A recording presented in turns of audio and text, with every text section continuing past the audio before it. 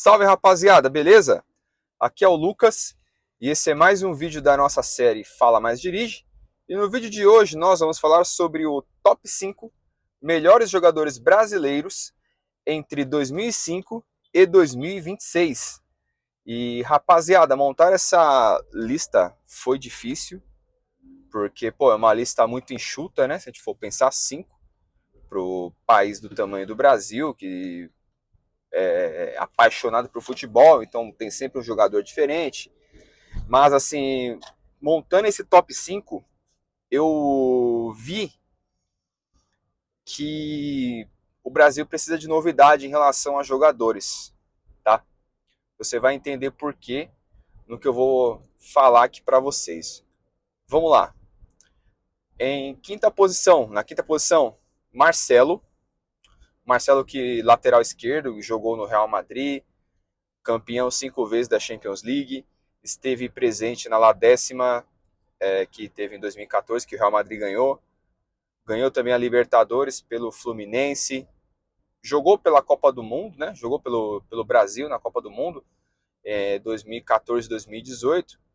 E, cara, um lateral esquerdo muito bom, craque de bola. Craque, craque, craque. Dominava muito bem, cruzava muito bem, driblava muito bem, tinha uma visão de jogo muito boa. Ele não voltava para marcar, mas assim, para o perfil que o Real Madrid tinha, ele era excelente. Tanto que teve muitos bons frutos, né? Se for ver, ganhar 5 Champions League não é qualquer um que ganha, não. E jogando como titular nessas 5 Champions League que o Real Madrid ganhou nesse período em que ele esteve lá. E eu lembro que tinha uma situação que se falava que o Tite tinha o interesse em usar o Marcelo como meio-campo, dada a qualidade que ele tinha. Então imaginava-se que ele poderia desempenhar um bom papel ali atuando como camisa 10. Na época ali, muita gente ouviu, achou besteira, achou um esculacho isso. Eu particularmente achei interessante porque ele como meio-campo preenche assim, as características que eu acho interessante num camisa 10, sabe? Tinha uma excelente visão de jogo, sabia fazer uns passes longos assim, de muita qualidade. É muito parecido assim, com o futsal também um dele, né? O futebol dele. Mas também ele tinha essa qualidade em fazer passes longos, assim, bem assertivos. Eu queria ter visto ele jogando como meio-campo em algum momento da carreira. Infelizmente não vi, mas em top 5 eu tenho que colocar na quinta colocação o Marcelo. Agora, em quarto lugar, o Kaká. Kaká foi melhor jogador do mundo em 2007. Também nesse mesmo ano ganhou a Champions League com o Milan, com aquele timaço que o Milan tinha.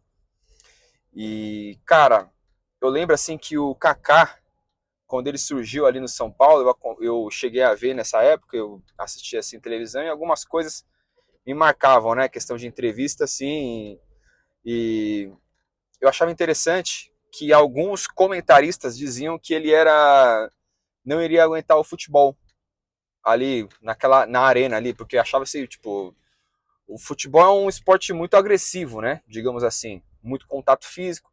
E por ele ser um menino assim, era um menino na época bem educado, dá para ver que ele era de família, tinha ali seus valores. É uma pessoa assim, se você for pegar assim, um Kaká e comparar ele com outros jogadores, você vê que o conteúdo dele é diferente, né? Que o menino teve berço. Então achava-se que ele não ia ser um jogador muito bom. Muito pelo contrário, quando chegou no São Paulo, ele destruiu. Jogou muito ali no time do São Paulo. Foi para a Copa do Mundo de 2002, foi campeão do mundo com o Brasil, na seleção brasileira em 2002. Entrou ali no final do jogo contra a Alemanha, na final da Copa do Mundo. Ele também jogou no Milan posteriormente, fez uma baita história ali. Depois ele foi para o Orlando, dos Estados Unidos, veio para o São Paulo, voltou para o Orlando, enfim. Teve uma carreira muito boa e era um jogador muito interessante de se ver jogando. Bons passes, ele era muito veloz e o chute dele era muito bom. Tanto de fora da área quanto dentro da área. Um jogador muito interessante de se ver, eu gostava muito do Kaká. Ele eu coloco em quarto lugar. Em terceiro lugar, eu coloco o Ronaldinho Gaúcho. Ronaldinho Gaúcho, estou considerando 2005, tá? 2004 eu não considerei. 2005 ele jogou o fino do futebol, inclusive esse ano ele também ganhou o título de melhor jogador do mundo. E cara, posso dizer para vocês que o Ronaldinho é o jogador que fez eu gostar de futebol. O Ronaldinho fez eu gostar de futebol. Eu sou muito fã dele. Dribles, chute, ele conseguia tá com a bola, só que ao mesmo tempo ele estava de olho no goleiro. Então você percebe assim que tem muita situação que ele tá de fora da área e assim meio que ninguém esperava e ele dava um chute pro gol e acertava bem no canto ali que era onde o goleiro tinha deixado aberto para ele. Não é todo jogador que vê isso. E além disso, também os dribles que ele fazia, ele tem uma coisa bem interessante nele, é que ele conseguia driblar em alta velocidade. Se você for ver, assim, muitos dos jogadores, quando eles vão fazer dribles, é drible curto. Drible assim, meio que parado. Ele driblava em alta velocidade. Isso que era uma coisa maluca, assim. O cara, para poder fazer isso, ele tem que ter um equilíbrio corporal muito absurdo. E o Ronaldinho era, pô, maluco, né, meu? Ele jogou no PSG, jogou depois no Barcelona, que assim, o Barcelona tava quebrado, quebrado, quebrado. Quando conseguiu, o Ronaldinho mudou a história. Literalmente mudou a história, tá? E o Ronaldinho abriu, assim, o Ronaldinho teve que engatinhar pro Messi andar. Que foi ele quem lapidou ali o caminho dentro do Barcelona. E essa referência do Ronaldinho para o Messi fez muita diferença, tá? Fez muita diferença. E, rapaziada, vale ressaltar também aqui, além da Champions League que ele ganhou em 2006, 2006? Isso, 2006. Ele também ganhou a Libertadores de 2013 com o Atlético Mineiro. Foi bem interessante esse Atlético Mineiro de 2013, viu? Se você não assistiu, pô, tenta ver aí os compilados da internet aí nessa época, você vai entender. Outra coisa interessante, vamos agora para o top 2. Top 2 na segunda colocação, eu tenho que colocar o Ronaldo Nazário, Ronaldo Fenômeno. Aí você pensa, pô, mas o Ronaldo não deveria ser o top 1 desse negócio, dessa lista? Assim, rapaziada, eu tô considerando 2005 para frente. 2005 para frente, certo? O auge do Ronaldo foi entre 97 e 2003, tá?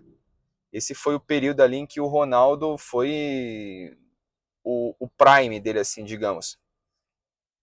Mas eu lembro que, pô, esse período, mesmo assim, 2005, 2006, depois que ele jogou no Milan, jogou ali depois no Corinthians, era mágico de se ver, tá? Mágico, assim, que eu quero dizer, tipo assim, era um futebol muito artístico. Não é aquela coisa engessada que a maioria dos jogadores que você vê jogando. Por exemplo, o Ronaldo bichado, ele ainda assim era melhor que todo mundo. Interessante isso, né? Um cara gordo com o joelho, os dois joelhos zoados, entre outros problemas ali, conseguia se sobressair com o seu futebol. E era um futebol tipo talento, sabe? Era uma coisa sem esforço, era uma coisa fluida dele. E lembro disso com muita nostalgia boa, com o que eu lembro do Ronaldo jogando, e assim, em especial, como eu sou corintiano, o que ele fez ali no Corinthians. Tá? Ganhou a Copa do Brasil, ganhou o Paulistão, mas assim, o futebol dele, ele com a bola no pé, era um espetáculo à parte pro jogo.